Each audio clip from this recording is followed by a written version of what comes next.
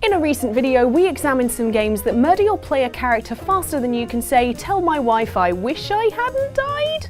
Then we asked if you had any good examples, and it turns out you really did. Seriously, it's getting easier to think of games that don't kill you straight out of the gate just for funsies. Here then are your suggestions for games that off you almost immediately. Along the way, beware spoilers for the following games. Although, by seeing the list, you'll know that someone dies early on in the game.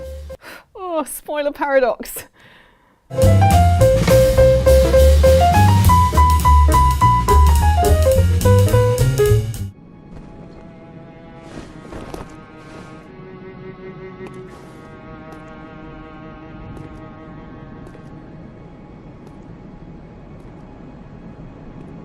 When we begin a game, we are like newborn children, getting to grips with our environment for the very first time. And you know what you shouldn't put in front of newborn children? A werewolf. Yet commenter Gorthor42 knows a game that does exactly that, noting, "No mention of Bloodborne. I happen to know you die immediately in that game, due to the fact I never made it past the dying immediately part." Yes, in 2015's Bloodborne, you meet your end at the hands of a hellish werebeast in the first level, but things actually go off the rails even earlier. At the beginning of the game, you find yourself lying on a table, undergoing a medical procedure administered by a grungy-looking bloke with no eyes. Admittedly, not a good sign. Something tells me these freaky skeleton children haven't properly scrubbed in, but forget hygiene, you have bigger problems. Just around the corner is your first foe, a werewolf. And here's you with no weapons. There's really only one way this can go.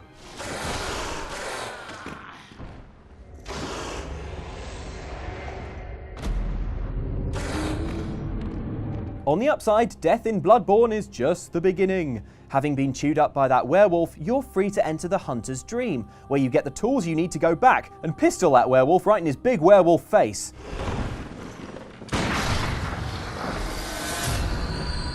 Nice tactic. Personally, I'd have hid in a chimney until there wasn't a full moon anymore, then climbed down and brought some clothes to the unlycanthroped aggressor, who by now is naked and probably feeling pretty embarrassed.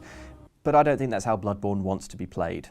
Interestingly, it is technically possible, though very hard, to kill the werewolf with your fists and avoid this early death, but you'd miss out on the game's important lesson, which is that the game hates you and wants you to be eaten by werewolves?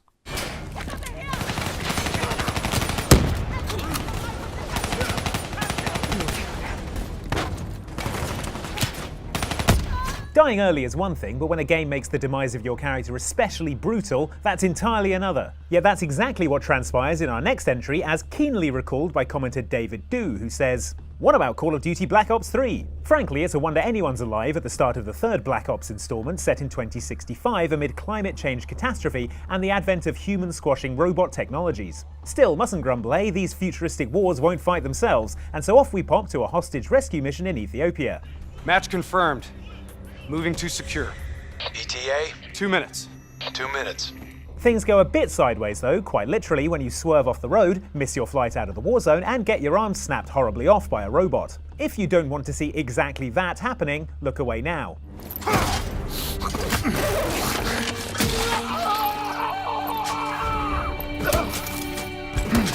I told you we shouldn't have removed Johnny Five's mercy circuits. Crazily, being mechanically de-limbed doesn't actually kill you, and after some cybernetic surgery and the installation of a trippy neural interface, you're free to spend the rest of the game getting revenge for your smashed arms.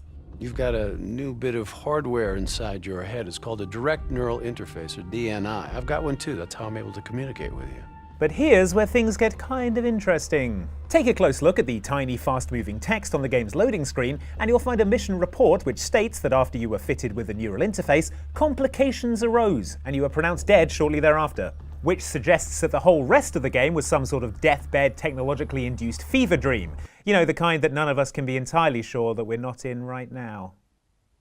Amazing how well the body held up. Better than I've seen. I'm just glad it's not moving. Must have been born under a lucky star, this one. Some of you were surprised at me for missing an opportunity to talk about my favourite game ever, such as Grace L, who said, "No Kingdoms of Amalur reckoning? I'm ashamed. Especially at you, Ellen. I know you like that game." You're right, I do like Kingdoms of Amalur Reckoning. And I suppose it can fit into this list nicely, although it does take dying at the beginning of a game to a whole new level. See, when the game begins, you're already a corpse. No pre-death gameplay, no cutscene of you before you were resting in peace. Nope, you're just a dead body on a cart being pushed along by a couple of gnomes discussing you. Don't matter what it is. Dead's dead. It! Hell, even when you design your character, you're basically designing a death mask for a body that's just been experimented on. That's pretty dark. The only time your character moves is when it slides down a chute into darkness. Well, that's it for you then. Better luck next time. It's not until they come back to life in a pile of corpses that they actually do anything. And that thing is freaking out about being covered in dead bodies before climbing down the corpse pile thinking ew, ew, ew, ew, ew, and trying not to vom at the bottom. Just let it out, girl. God knows what's been sitting in your stomach the past few days. See, you're revealed to be the fateless one, someone who can save the world due to not being tied to fate because they already met theirs. And now you can decide to be whoever you want to be and change it at a moment's notice with Kingdom of Amalur's brilliant fate card system. But I was always going to be a sneaky bow-wielding mage, so...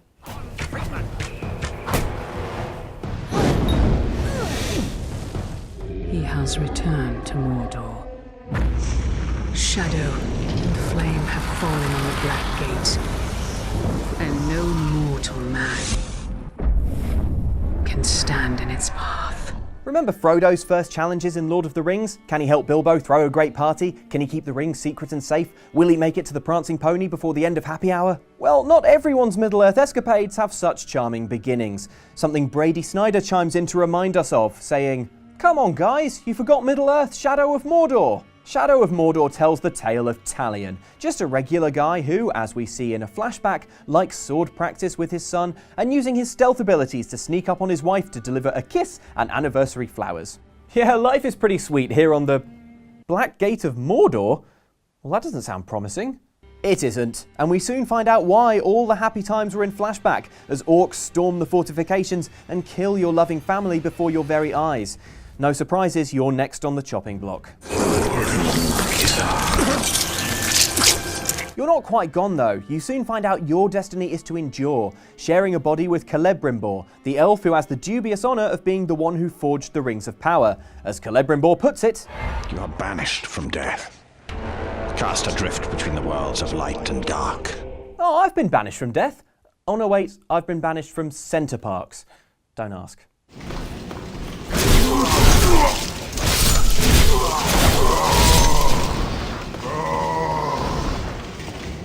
What is it about rock-hard action RPGs and killing you off in the first few minutes? For instance, commenter Guitar Assassin says, "What about Demon Souls? You're supposed to die during the tutorial boss, and even if you do manage to beat the boss, you die in a cutscene anyway." Guitar Assassin is right. 2009's Demon Souls has the temerity to bump you off at the end of the tutorial, the part of the game when you could surely expect a little leniency. Things start out bleak. In a world embraced by horrible fog, it's up to you to wade in and see what can be done about all the rascally demons around these days. In dark times, it's important to be thankful for small mercies. For instance, you have a pulse, a really great pulse. It's got a rhythm, and I can dance to it. You won't be dancing for long, mind, even though nothing in Demon Souls' opening salvo is likely to induce too many nightmares. An errant night here, an errant night there as you progress through these elegant stone corridors. Get out of it, you. Until that is, you meet the Vanguard, your first boss encounter with a demon whose defining characteristics are a health bar that stretches all the way to the sun and an axe the size of Northampton. He's gonna kill you now. Cool? Cool.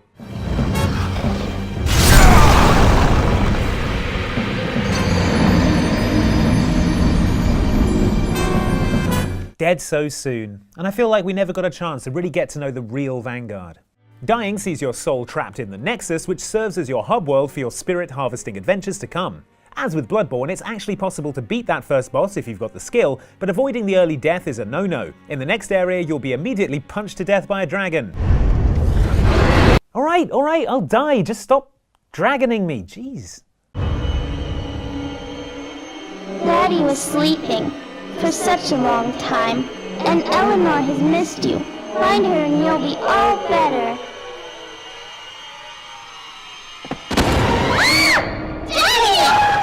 Some of the early deaths on this list are an inconvenience, some are shocking, but none are so downright harrowing as the next entry on our list, as observed by Meg Dickens, who wrote, "How about Bioshock 2? I was definitely not expecting that." Well, Meg, that's probably because you have a heart, not like the folks at 2K, who clearly think starting a game with a traumatic loss is a great lark. You are Subject Delta, a big daddy who's psychologically bonded with Eleanor, a little sister who loves dancing, playtime and harvesting the Adam substance from corpses.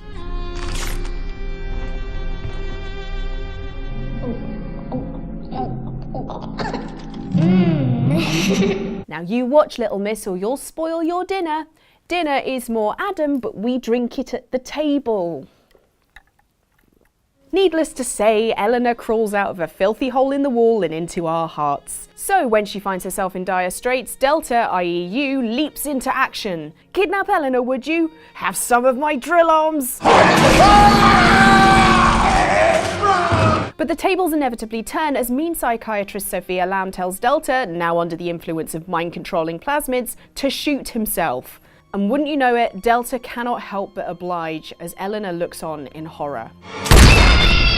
So that's, you know, fun. The only consolation is that Eleanor has you brought back to life years later, using little sisters to harvest your genetic data. Reunited! And you managed to skip some of those difficult teenage years.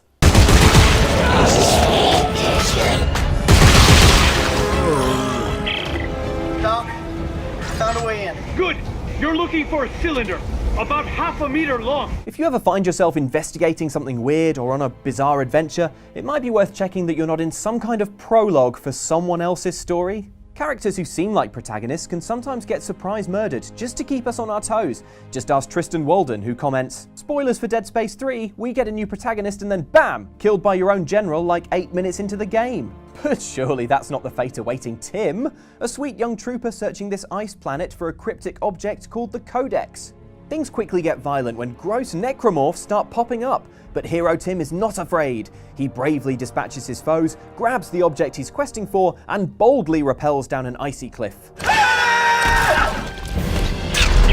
Tim! Where are you? Hey Doc, I'm hanging from a cliff! Is anyone else starting to really like Tim? Colour me emotionally invested. Let's see what happens next. Fine young soldiers, every one of them. General Mahad, sir.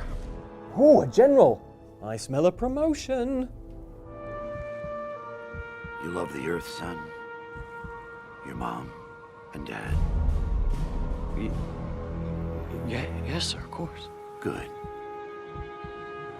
Glad to hear that. Maybe Tim's getting posted back to Earth for a victory parade. Oh, guess we're not playing as Tim then. Oh well, Isaac Clarke's good too, I guess.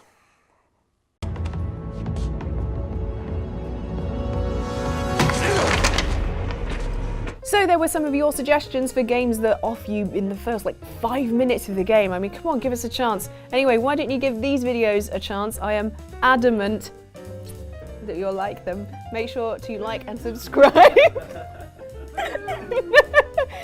Mike told me to say it.